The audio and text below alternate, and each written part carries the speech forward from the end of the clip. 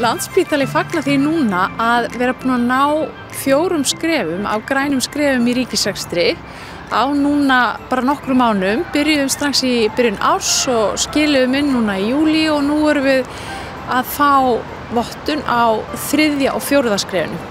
Þetta á við sérstaklega hérna Skaftahlíð því að þetta svona verkefni fyrir skrifstofum að segja, en það eru fjölmargar aðgerðir sem eiga við hér sem við erum náttúrulega að gera allan spítalann. Og það eru náttúrulega samgöngumálin, aðstæðan þar, það eru úrgangsmálin, innkaupamálin, eldhúsið og matsalir og svona ýmislegt sem snýr að öllu spítalanum. En það sem við fórum í að gera hérna sérstaklega, það voru svona einstaka aðgerðir sem snúa að samgöngum. Þú getur fengið strætókort til þess að fara á vinnufundi, hér eru rafhjól og rafhlaupahjól. Við þurfum svolítið að ströggla við úrgangsmálin, það eru mjög stífa kröfur til þess að flokka hérna og höfum verið að æfa okkur í að flokka lífrænan úrgang á kaffistofum sem við gerum almennt ekki. Grænu skrefin verkefni fyrir ríkisstofnanir og fyrirtæki í meirihluta eigu ríkis sem vilja taka umhverfismálin föstum tökum og efla sitt umhverfisstarf. Og við hjá Umhverfisstofnun sjáum þetta verkefni og aðstofum við innleiðinguna, sjáum líka alla eftirfylgni og erum bara í góðum samskiptum við okkar stofnanir í gegnum verkefnið. Og verkefnið sett þannig upp að við skiptum þessu í þessi 5 skref og í hverju skrefi þurfa stofnanir að innleiða á bilinu 20 til 40 aðgerðir í sínum rekstri og þetta eru svona aðgerðir sem ná utanum helstu umhverfisþætti í svona hefðbundinni skrifstofustarfsemi. Þetta eru aðgerðir sem snúa innkaupunum, úrgangsmálunum, samgöngumálunum, orkumálum og svo framvegis. Og þegar að öllum aðgerðum hefur verið náð í fyrsta skrefi þá komum við í úttekt, tökum út hvort það sé ekki allt eins og það á að vera.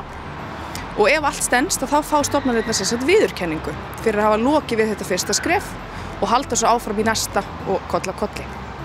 Við höfum náttúrulega verið að vinna að samfélagslegri ábyrgð og umhverfismálum í mörg ár og það að fá viðurkenningu á þessu, það skiptir okkur máli. Við viljum, þetta er líka starfsmannamál, við viljum líka að við séum að hugsa þessa hluti í okkar starfi. Það bara skiptir mjög miklu máli að við erum ábyrg og við viljum vera drifkraftur í samfélaginu á sviði umhverfismála og samfélagslegri ábyrgðar. Við höfum náttúrulega verið að vinna ýmislegt í umhverfismálum og meðal annars höfum við sett okkur loftslagsmarkmið sem stefnir allt í að við munum ná núna í lok þessa árs. Settum okkur markmið 40% minnkun miðað við 2015 í lok 2020 og það stefnir allt í að við náum því sem alveg frábær árangur. Við erum mjög stolt af því. Aðalmarkmiðið með þessu verkefni, grænu skrefunum, náttúrulega að draga úr neikvæðum umhverfisáhrifum á starfsemi ríkisins. En við erum ekki síður að reyna að efla þekkingu starfsmanna á umhverfismálum. Það náttúrulega mjög mikilvægt. Og Landspítalinn skráði sig til leiks núna í byrjun ársins 2020, starfsstöðin hérna í Skaftahlíð. Og strax á vordögum voru fyrstu 2 skrefin í höfn. Og svo núna í haust að þá lukuðum við innleiðingu á 3. og 4. skrefinu. Og ég leyfi mér að fullyrða að það hefur engin stofnun lokið við þetta svona hratt og örugglega. En það kom svo sem heldur ekkert á óvart. Það hefur náttúrulega verið unnið mjög öflugt umhverfisstarf á Landspítala árabil. Þannig að við vorum alveg viss það að það væru mjög margar aðgerðir sem þið gætu bara tikkað í bara strax. Við leggjum upp með að gera verkefnið mjög einfalt og aðgengilegt. Og þess vegna skiptum við þessu upp í þessi 5 skref og aðgerðirnar eiga að vera frekar einfaldar í innleiðingu. Og það sem að mínum viti svo mikill kostur við þetta verkefni að við hjá Umhverfisstofnun til staðar til þess að hjálpa við innleiðinguna. Þannig að leið og stofnanir lenda á vegg að þá bara heyri okkur og við leysum þetta saman. Nú næst á dagskrá hjá Landspítalanum að innleiða 5. og síðasta skrefið og það svolítið öðruvísi heldur en fyrstu 4. En þá erum við í rauninni svona að formgera umhverfisstarfið.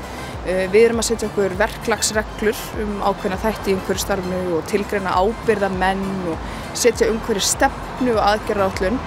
Og ég held líka að það verði mjög lítið mál hérna. Þetta eru allt hlutir sem eru langt komnir hérna á Landspítalanum. Þannig ég hlakka bara til að fylgjast með framhaldinu.